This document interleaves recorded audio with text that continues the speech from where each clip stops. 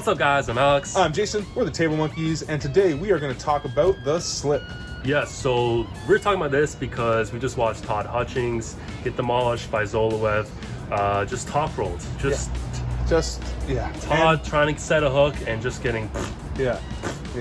And you may have heard Devin talk about it. He made the point, why didn't Todd just go for a strap? If he had just slipped and gone for a strap, looks like it would have been a better option for him. We fully agree with that.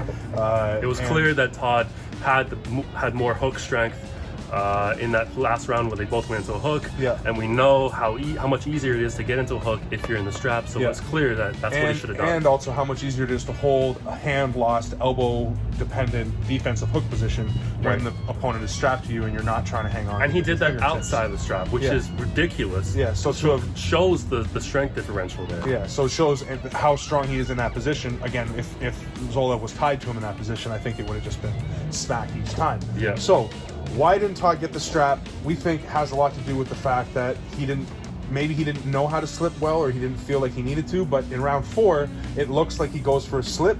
Because of the camera angle, it maybe is like either he was trying to come in for a hook, got taken, and then tried to slip, or he just went to try to slip and got smacked to the pad. And that's kind of what we want to talk about today, because slipping is a skill. There is a right and wrong way to do it. Yeah. And the worst thing you can do in trying to slip is just try to slip. Right. When you just try to slip, it's pure desperation. You end up slipping from a losing position a lot of the time, and you could get called on that, or you can just get flashed to the pad before you even have a chance to get outside their hand. And what he means by pure desperation, there's no threat. I'm not creating any threat at all if I just go to get my hand out of the match and run or slip. So what we found to be the most effective way is to create a threat, is to have some sort of a top roll that you go for that will result in a slip if your opponent is top rolling. So that brings us to the first point, which is if you're going against a hook puller and you can't top roll out of his hand, you won't be able to slip. No. Unless you do this silly flop thing, which we're not really going to discuss because it's more or less illegal in most leagues, even though you can do it in some. The point is, it's also stupid easy. Like, just no hand and slap the table, basically. It's not an effective slip. We don't really want to talk about that one. So if you're with a hooker and you can't get out of his hand, you won't be able to slip. Just, that guy's too strong for you. You're not, like, you got to level up before you're going to be able to slip with that person. Yeah, but two top rollers going against each other so often ends in a slip because they're both fighting up high and neither of them are holding on. And they're both creating a lot of back pressure. Yeah. And now if one of those top rollers decides to just try to get his hand away and doesn't create any back pressure or fight for anything at the top, that's when you just get slammed to the pad. Or you get exploding hand techniques. Your opponent climbs onto your hand and then they press you down. Yeah. Right? What really happened, what it looks like what happened with Hutchings is Zoloev is Zoloev is going to top roll and Hutchings is going to bail to just slip. And instead of Zoloev top rolling like this, he top rolled like this and just stayed with his side pressure and stayed on top of his hand and pushed to the side. This has happened to me so many times when I first started trying to slip. It's happened to you numerous times. You're really good at slipping. In practice, Alex is extremely hard to hang on to when he wants to be. And in matches, the round robin especially against ASCII, because you knew you wanted the strap, instead of creating a threat, you went right for the slip. ASCII called you on that move and slammed you doing exactly that we just showed.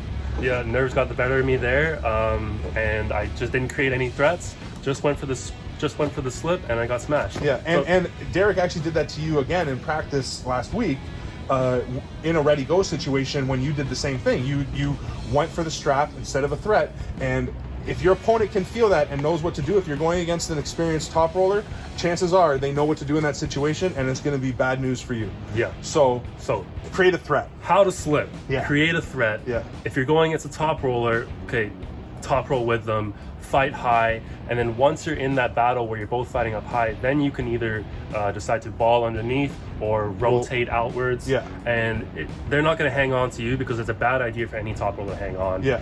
And you're going to slip. Yeah. So we both kind of do it one of those ways. Alex likes to go under the hand, and I like to go over the hand. So we'll just show you both of those. So you want to go under first? Yeah, sure. So in going under, he's going to basically attempt a low hand top roll, correct? Yeah. So I'm dropping my riser, rising up through my wrist, and he'll probably take that bait. He'll climb up above my hand, and that just makes it easier for me to drop my wrist and pull my wrist towards my face. Especially if I'm a top roller, which again, this is top roll versus top roll. If I'm hooking and he can't get out of my hand, then there's no slipping happening. Yeah. So top roll versus top roll, when I come up to top roll and I feel that knuckle dropping, I'm like, yeah, I got it.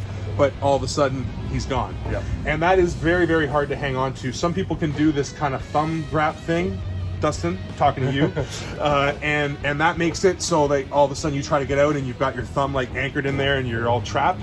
That's an effective way if you're good at this kind of way to stop the slipping, but it's still really hard to hold on. Yeah, and in a super intense like match, there's so much explosiveness there that even if you have a great grip, like Alex is so good at pulling out from there because he trained sumo like hook grip for so long, his thumb can just like take a beating. I'll feel it. It doesn't make a difference. So that a way for him, very effective way for slipping.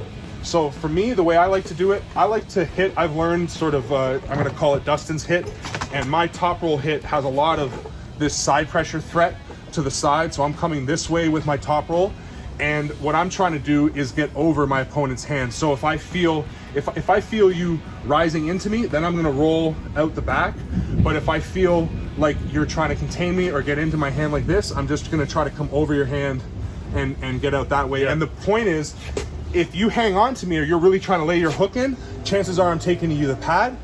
And if you don't, then we're going to slip and I'm going to get the strap, which is what I want. Yeah, because there's one thing I'm feeling here is that his no finger pressure. He's just rising up through my hand. He's not trying to contain me with his fingers at all. But he's hoping that I try to contain him, because he can just continue rolling through my fingers, not holding on. Yeah. And the guy that holds on gets pinned. Yeah, exactly. And that all starts with creating a hard threat from the top that I want to create to the side and back, where Alex is creating a drag and sort of under pressure attack to me. So again, same thing. If I try to hang on to Alex and get him here, he's going to get me into his low hand top roll and probably take me to the pad.